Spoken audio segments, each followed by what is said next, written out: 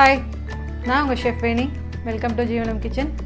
இன்றைக்கி நம்மளோட கிச்சனில் ஒரு இன்ட்ரெஸ்டிங்கான ஒரு விஷயம் ஒன்று பார்க்க போகிறேங்க. நான் ஒரு ப்ராடக்ட் கிச்சன் யூஸ்க்காக வாங்கியிருந்தேன். அந்த ப்ராடக்ட் வாங்கி ரொம்ப நாள் ஆச்சுங்க. இது வரைக்கும் அதை அன்பாக்ஸ் கூட நான் பண்ணலைங்க.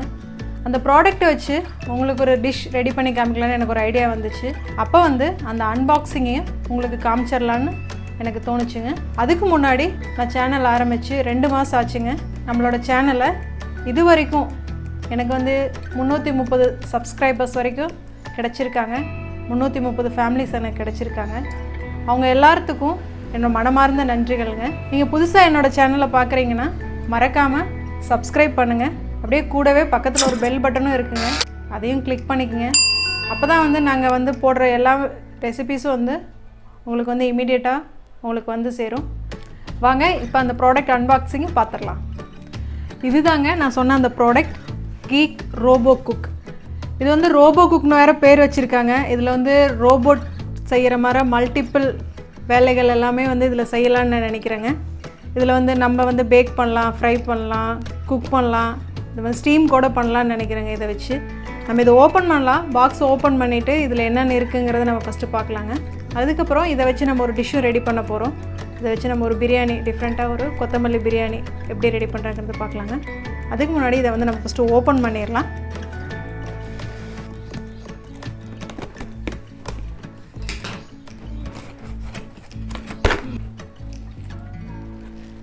இதில் ஃபஸ்ட்டு மேனுவல் புக்ஸ் கொடுத்துருக்காங்க. உங்களுக்கு எப்படி யூசர் மேனுவல்ஸ் கொடுத்துருக்காங்க. அது போக ரெசிபி புக்கும் சேர்த்து கொடுத்துருக்காங்க. பாருங்கள், ஏன்னா புதுசாக ட்ரை பண்ணுறவங்களா இருந்தால் இந்த ரெசிபீஸை பார்த்து நீங்கள் ட்ரை பண்ணலாம். அதே போல் இதை எப்படி யூஸ் பண்ணுறங்கிறத உங்களுக்கு இன்ஸ்ட்ரக்ஷன் மேனுவலும் கொடுத்துருக்காங்க. அது கூட இதில் வாரண்டி கார்டும் கொடுத்துருக்காங்க. இதை நமக்கு 2 இயர்ஸ் வாரண்டி கொடுத்துருக்காங்க. நம்ம அன்பாக்சிங் பண்ணிட்டோங்க. பாருங்கள், இந்த ப்ராடக்ட் பார்க்குறக்கே ரொம்ப அழகாக இருக்குது. இப்போ இதில் மேலே உங்களுக்கு விசில் குடிச்சிருக்காங்க. இது நார்மல் நம்ம குக்கரில் கொடுக்குற விசில் மாதிரி இருக்குங்க. இது மேலே இருக்கிற ஒரு பட்டன் கொடுத்துருக்காங்க, லாக் பண்ணுற மாதிரி. இந்த விசில் லாக் ஆகிடும். இதை நீங்கள் கீழே அமுத்துனீங்கன்னா, இதே நீங்கள் மேலே அழுத்துனீங்கன்னா இதை ரிலீஸ் ஆகிடும். இதில் க்ளோஸ், லாக், ஓப்பன்னு 3 சிம்பிள் கொடுத்துருக்காங்க. இதை நீங்கள் ரொட்டேட் பண்ணிங்கன்னா, பாருங்கள், இப்படி ரொட்டேட் பண்ணிங்கன்னா இந்த சிம்பிள் ஓப்பன் அப்படின்னு வந்துச்சுன்னா நீங்கள் லிட் வந்த பின்னாடி நீங்கள் லிட்டை ஓப்பன் பண்ணலாம். இதில் பாருங்கள், நம்ம நார்மல் குக்கரில் யூஸ் பண்ணுற மாதிரியே கேஸ் கட் ஒன்று கொடுத்துருக்காங்க. இதுக்குள்ளே ஒரு பாக்ஸில் ஒரு பவர் கேபிள் இருக்குங்க. இதில் ஒரு ஸ்பேச்சுலாவும் ஒரு மெஷரிங் கப்பும் கொடுத்துருக்காங்க. இதில் ஒரு நான்ஸ்டிக் பாத்திரம் ஒன்று கொடுத்துருக்காங்க. பார்க்குறக்கே ரொம்ப அழகாக இருக்குங்க. இதில் இந்த மெஷரிங் லெவல்ஸும் கொடுத்துருக்காங்க. இது ரொம்ப யூஸ்ஃபுல்லாக இருக்குன்னு நினைக்கிறேன். இதுக்குள்ளே நீங்கள் பாருங்கள், இது நல்லா ஒரு மெட்டல் ராடு மாதிரி இருக்குது. இது ஹீட் ஆகி தான் உங்களுக்கு ப்ராசஸ் நடக்குதுன்னு நினைக்கிறேன். இந்த பாத்திரத்தை இதுக்குள்ளே வச்சு நம்ம குக் பண்ண போகிறோம்னு நினைக்கிறேன். இதில் நீங்கள் குக் பண்ணி எடுக்கிறப்போ இந்த ராடு தான் ரொம்ப ஹீட்டாக இருக்கும். அப்போ நீங்கள் இந்த சிலிக்கான் க்ளவுஸ் உங்களுக்கு கொடுத்துருக்காங்கள, இதை நீங்கள் யூஸ் பண்ணி இதை நீங்கள் இப்படி லிஃப்ட் பண்ணலாம். அதுக்கு தான் இந்த க்ளவுஸ் கொடுத்துருக்காங்க. ரொம்ப யூஸ்ஃபுல்லாகவே இருக்கும். போக இதில் இன்பில்ட் மேனுவல்ஸ் கொடுத்துருக்காங்க. இதில் பாருங்கள், நீங்கள் பாருங்கள், ஒரு 11 மெனூஸ் கொடுத்துருக்காங்கன்னு. இதில் ஆன் ஆஃப் பட்டன் இருக்குது. அடுத்தது கீப் வார்ம்னால் நம்ம குக் பண்ணி முடிச்சுட்டு நம்ம எப்போ சாப்பிட்றோமோ அது வரைக்கும் வார்ம் மோட்டில் வச்சா அது சூடாகவே இருக்கும்னு நினைக்கிறேங்க. அப்படி வேணும்னா நம்ம இதை கேன்சல் பண்ணிக்கலாம்.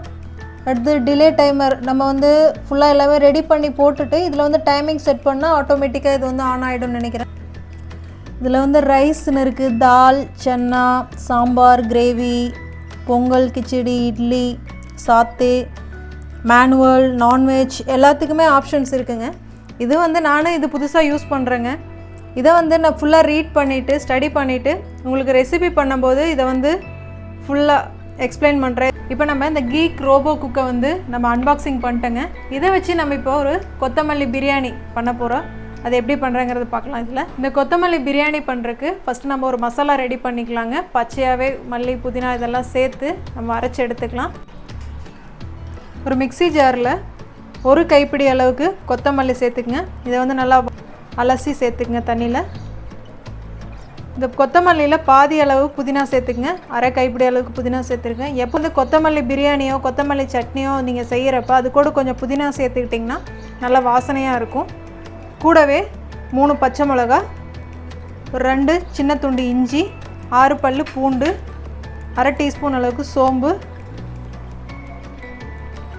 கொஞ்சமாக தண்ணி, 1 டேபிள் ஸ்பூன் அளவுக்கு தேங்காய் எல்லாமே சேர்த்து நல்லா மையாக அரைச்சி எடுத்துக்கலாங்க. இந்த அளவுக்கு நல்லா மையாக அரைச்சி எடுத்துக்கங்க. இதை இப்போ எப்படி ரெடி பண்ணலாங்கிறது பார்க்கலாம். இந்த குக்கரை நம்ம ஓப்பன் பண்ணிக்கலாங்க.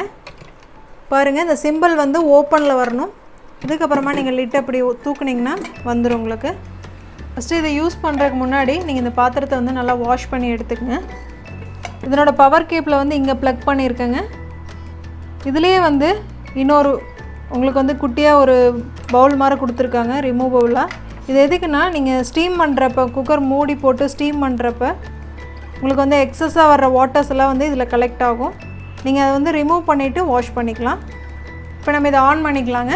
இங்கே நீங்கள் இந்த ஆன் பட்டனை அமுத்தினோன்னையும் உங்களுக்கு வந்து டிஜிட்டல் டிஸ்பிளே வருங்க.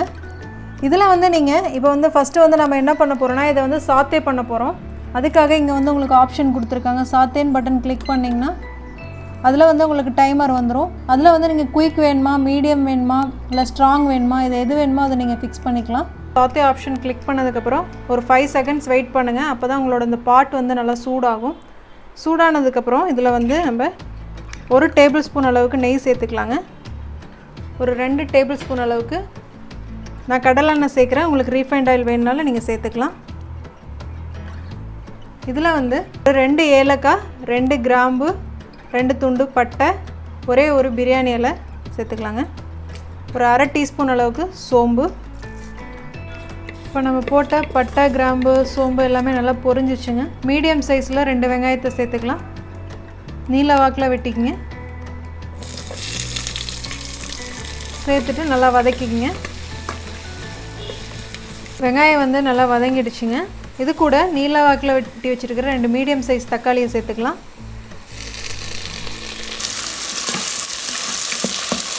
தக்காளி நல்லா வதங்கிடுச்சுங்க. இது கூட 1/4 டீஸ்பூன் அளவுக்கு மஞ்சத்தூள், அரை டீஸ்பூன் மிளகாய்த்தூள், 1 டீஸ்பூன் மல்லித்தூள், 1/4 டீஸ்பூன் அளவுக்கு கரம் மசாலா, இது எல்லாமே சேர்த்துட்டு நல்லா மிக்ஸ் பண்ணுங்கள். கூடவே 1 டேபிள் ஸ்பூன் அளவுக்கு தயிர் சேர்த்துக்கலாங்க. சேர்த்துட்டு நல்லா வதக்குங்க. இது வதங்கின மசாலா கூட அரைச்சி வச்சுருக்கிற கொத்தமல்லி பேஸ்ட்டையும் சேர்த்துக்கலாங்க. ஒரு 2 நிமிஷம் நல்லா வதக்குங்க.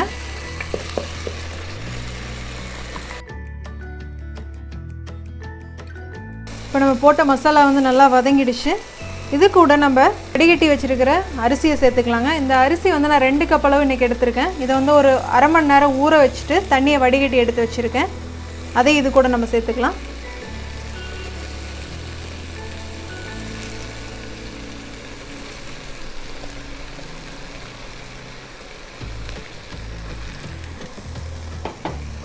இதுக்கு தேவையான உப்பு சேர்த்துக்குங்க. இப்போ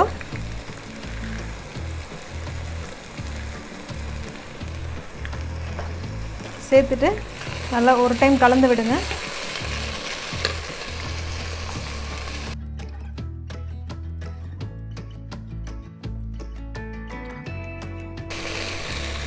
இப்போ இதில் நம்ம இதுக்கு தேவையான தண்ணியை சேர்த்துக்கலாங்க.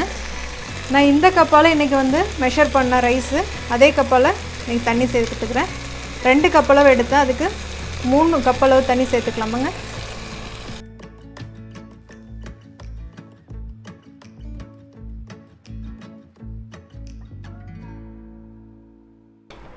இப்போ நம்ம போட்ட உப்பு வந்து கரெக்டாக இருக்குது. இப்போ நீங்கள் இதில் வந்து சாத்தே ஆப்ஷன் நீங்கள் ஆன் பண்ணியிருக்கீங்களா, அதை வந்து ஃபஸ்ட்டு கேன்சல் பண்ணிக்கங்க. கேன்சல் பண்ணிவிட்டு நீங்கள் மூடி போட்டுருங்க. க்ளோஸ் பண்ணிவிட்டு விசில் பட்டன் இருக்குல்ல, இந்த மேலே ஒரு பட்டன் இருக்கும், அந்த பட்டனை வந்து நீங்கள் மேலே தள்ளிக்கிங்க. அப்போ வந்து உங்களுக்கு விசில் வந்து டைட்டாக நிற்கும்.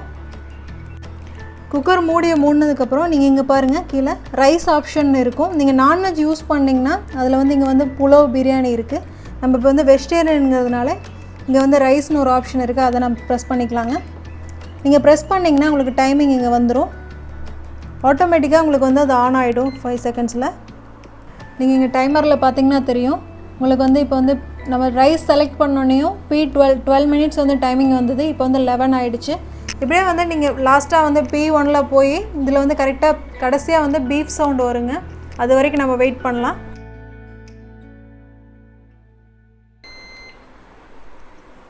இப்போ பாருங்கள் பீஃப் சவுண்டு வந்துருச்சு. இப்போ வந்து இதை நம்ம வந்து ஆஃப் பண்ணிடலாம்.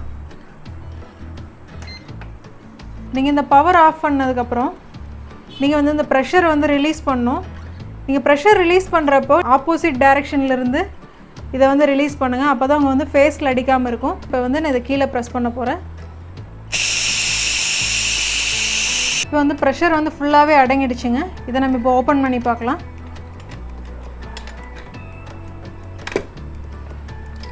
இங்கே பாருங்கள் நம்ம செஞ்ச பிரியாணி வந்து எவ்வளோ சூப்பராக வந்திருக்குன்னு. அப்படியே உதிரி உதிரியாக இருக்குது ரைஸு.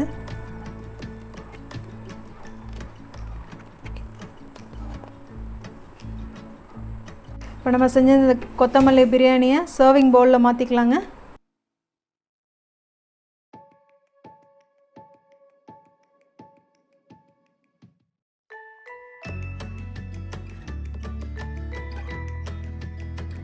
நம்மளோட கொத்தமல்லி பிரியாணி வந்து அப்படியே சுட சுட அருமையாக ரெடி ஆகிடுச்சுங்க. இது உங்கள் வீட்டில் நீங்கள் ட்ரை பண்ணி பாருங்கள். இந்த வீடியோ உங்களுக்கு பிடிச்சிருந்துச்சுன்னா ஜீவனம் கிச்சனை லைக் பண்ணுங்கள், ஷேர் பண்ணுங்கள், மறக்காமல் சப்ஸ்கிரைப் பண்ணுங்கள். கூடவே பெல் பட்டனையும் கிளிக் பண்ண மறந்துடாதீங்க. இதே மாதிரி இன்னொரு அருமையான ரெசிபியில் உங்களை சந்திக்கிறேன். நன்றி.